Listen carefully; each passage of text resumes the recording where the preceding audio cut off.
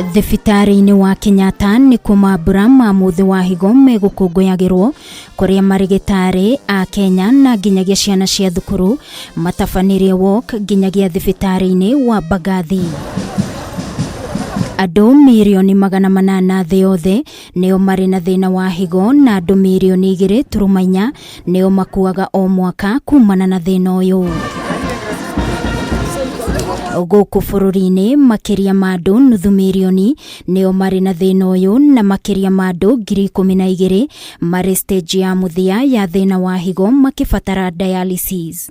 Ngarama ya kurigitwo murimu wa higo ikoretwo iri nene ona gutuika kandi ya NHIF ni ikoretwo ikirihira arwaru ya ciringi 18,000 o kiumia cia guthambio higo. No amwe ao aria mekiritwo higo ingi makoretwo makirituhirwo makiria kuona nio macokaga kwirugamirira urigiti wao ta uria John Gikonyo uria ni murwaru wa higo na ekirirwe ingi mwaka wa 2015 aratariria.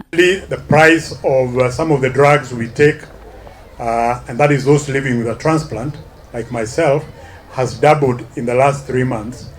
And this means that somebody who was spending, for example, 30,000 shillings may now be spending 60,000 shillings.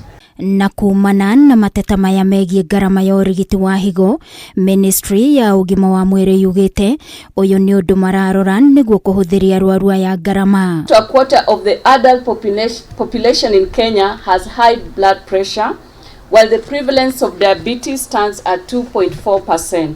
Na kuona murimu wa higo ungigakurikana ni ugeragira mirimu inegi na makiria mundu ari na murimu wa shukari ona kana wa kuhaica thakame muingi ni uritio guthurimagwo kaingi mirimu ino ta uria Mandagitari Doris Kinuthia aratariria.